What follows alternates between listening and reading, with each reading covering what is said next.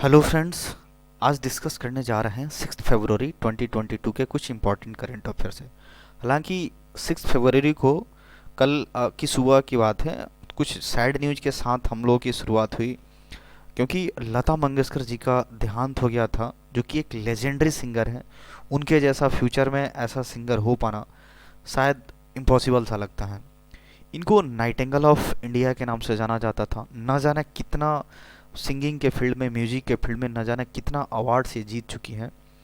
तो ये 92 ईयर्स की उम्र में इनका देहांत हो गया है।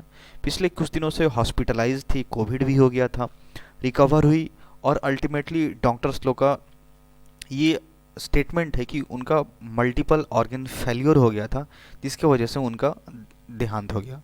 Past away Mumbai's Breach Candy hospital due to multiple organ failure. इस हॉस्पिटल में ये एडमिट थी, ब्रीच कैंडी हॉस्पिटल, जो कि मुंबई में है। बताया जा रहा है कि मल्टीपल ऑर्गन फेल्योर्स की वजह से इनका डेथ हो गया है। Mangeshkar began singing in her teens. बहुत छोटी उम्र से, जब वो 13-14 साल की थी लगभग, उस समय से पहले से ही लगभग ये गाना शुरू कर दी थी। In a career spanning 73 years, more than an estimated 15,000 songs in 36 language.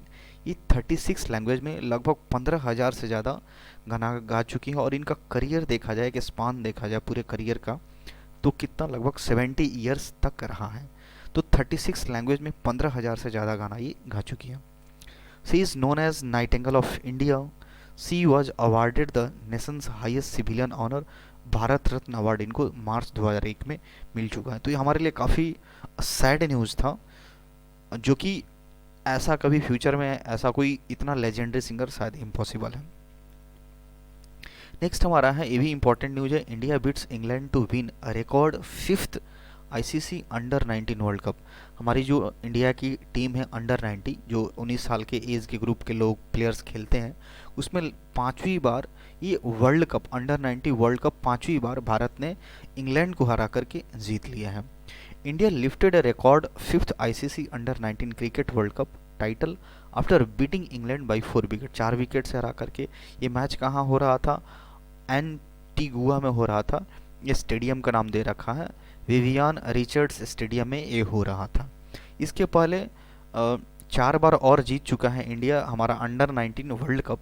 2000 में, 2008 में, 2012 में और 2018 में ये वर्ल्ड कप जीत चुका है। ये 5वीं बार जो है, ये 5वीं बार वर्ल्ड कप अंडर 19 के थ्रू आया हुआ है। इसमें कुछ डेटा है। हमारा इंडिया कितना स्कोर किया था 195 पे 6 विकेट्स डाउन होने के बाद, और ये इंग्लैंड ने 189 पे ऑल आउट हो गया था। तो ओवरऑल 4 विकेट से हमारा इंडिया जीत लिया है इस वर्ल्ड कप को under 19। Player of the match कौन रहे? राज बावा रहे।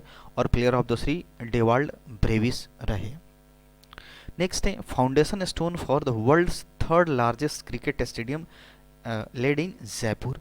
ये दुनिया का तीसरा सबसे बड़ा क्रिकेट स्टेडियम बनाया जा रहा है कहाँ पे? जयपुर में, जिसका फाउंडेशन स्टोन्स रखा गया है। कुछ पिक्चर ऐसा है यहाँ पे।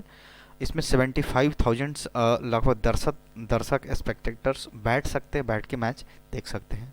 तो ये वर्ल्ड का तीसरा स्टेडियम होगा, is going to be built in Jaipur. And Rajasthan chief minister Ashok Gehlot and BCCI president Sourav Ganguly laid the foundation state of the project virtually रूप से इसका एक फाउंडेशन रखा गया है, आधारशिला रखी गई है। तो राजस्थान क्रिकेट एसोसिएशन इसने क्या करवाया है, वहाँ की भूमि पूजन समारोह करवाया है। ये इंडिया का 2nd लार्जेस्ट होगा, बट वर्ल्ड में 3rd लार्जेस्ट है। हमारा जो नरेंद्र मोदी स्टेडियम है, उसके बाद ये आपका 2nd लार्जेस्ट होगा, बट वर्ल्ड की बात करें तो ये तीसरा सबसे बड़ा स्टेडियम होगा। इसमें 75,000 मतलब दर्शक बैठ करके मैच का एंजॉय ले सकते हैं। नेक्स्ट है हमारा नाटो चीफ, जो नॉर्थ अटलांटिक ट्रीटी ऑर्गेनाइजेशंस होता है, उसके जो चीफ हैं वो किसका हेड बन गए हैं? हेड करेंगे नॉर्वे सेंट्रल बैंक। जिस तरह हम लोग का यहाँ पे आरबीआई होता है सेंट्रल बैंक, सारे नेशनलाइज्ड बैंक का ये हेड होता है, उसी तरह नॉर्वे में सेंट्रल बैंक का ये हेड बना दिया गया है, जो कि अभी नाटो के जो चीफ हैं। इसमें 30 मेंबर्स आते हैं कंट्री में। NATO North Atlantic Treaty organise एक संघ है, कुछ बड़े पावरफुल कंट्री जो बहुत सारे हैं, लाइक अमेरिका, ये लोग बने हुए हैं, उसके मेंबर बने हुए हैं। अभी हाल ही में रसिया और यूक्रेन को लेकर के जो एक विवाद चल रहा था युद्ध होने को लेकर के, तो उसी के बाद ये इस तरह का कुछ न्यूज आया है।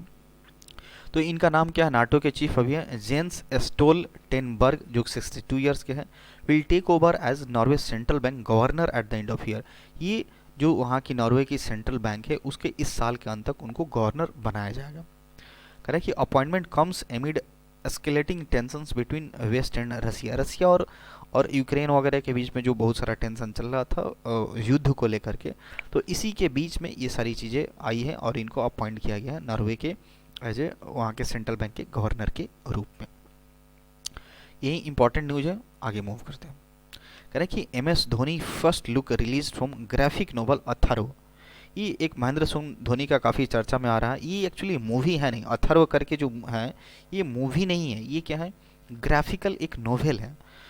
पता होना चाहिए कि इसके पहले इसके इस रोल के लिए एक्चुअली एक एनिमेटेड ग्राफिकल नोवेल है, एनिमेशन थोड़ा इसमें यूज किया गया है।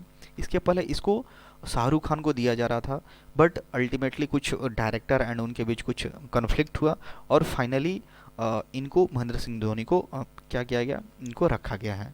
तो एक स्टूडियो है विर्जू स्टूडियो एसोसिएशन, जिसके साथ मिला हुआ है मिडाज प्राइवेट लिमिटेड है। ये लोग क्या करेगा, motion pictures motion poster of its upcoming graphics novel Atharva the origin. इसका नाम क्या है, अथर्व द ओरिजिन। एक मैथोलॉजिकल एक तरह से नोवेल है जिसमें धोनी क्या करेंगे, एक तरह से एक गॉड का रोल कर रहे हैं, जिसमें बहुत सारे सुपर हीरो का रोल कर रहे हैं और बहुत सारे राक्षसों को मार रहे हैं।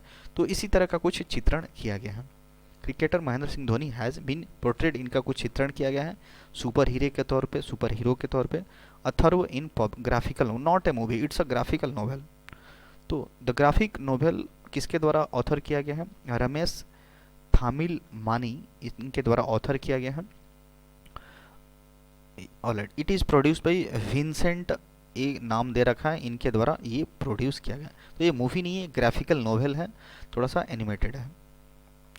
नेक्स्ट है हमारा BJP first torch bearer. Torch bearer का मतलब होता है पथ प्रदर्शक, राह दिखाने वाले को बोला जाता है। बीजेपी फर्स्ट टॉर्च बियरर इन लोकसभा सी जंगा रेड्डी पासेज, इनका हाल ही में देहांत हो गया है। ये बीजेपी से लोकसभा में साउथ रीजन से, मतलब साउथ इंडियन से जाने वाले बीजेपी के पहले ये लोकसभा मेंबर थे, MP थे। The first Lok Sabha MP from BJP from south India, ये इंपॉर्टेंट है। साउथ इंडिया से पहली बार, मतलब पहली MP बने हैं बीजेपी की तरफ से। इनका पूरा नाम दे रखा है जगना रेड्डी। 87 ईयर्स के उम्र में इनका देहांत हो गया है।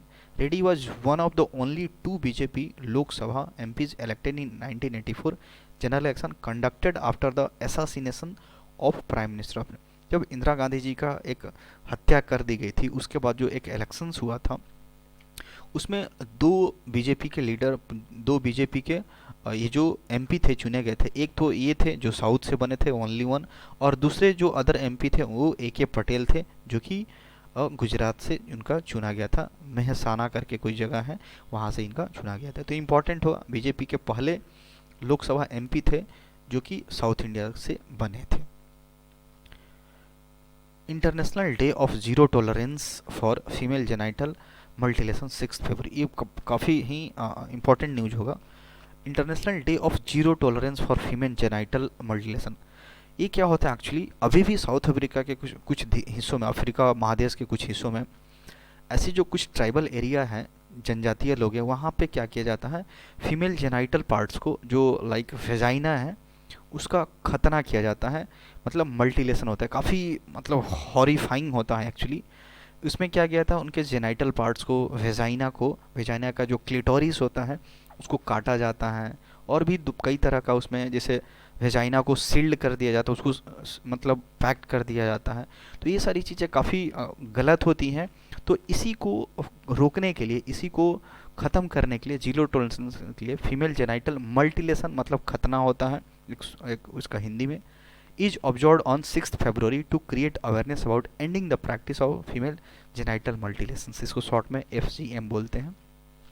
तो इसी को ख़त्म करने के लिए जो होता है, जो जेनाइटल्स पार्ट्स को काटा जाता है, उसका खतना किया जाता है, और भी बहुत सारे की उसके साथ एक्टिविटी की जाती है जिसमें बहुत सारे ब्लीडिंग होती हैं और बहुत ही खतरनाक हो जाता है। तो इन सारी चीज़ों को रोकने के लिए और इसके प्रति पॉजिटिव अवेयरनेस फैलाने के लिए जो यूनाइटेड नेशंस है, पहली बार 2012 में इसको मतलब ऑब्जर्व किया था कि इसके खिलाफ में इसमें अवेयरनेस लाने के लिए यहाँ पे यूनाइटेड नेशंस ने पहली बार 2012 में इसको ऑर्गेनाइज किया था। इस साल का थीम क्या होगा जो 2022 में हुआ है, accelerating investment to end female genital मल्टीलेशन।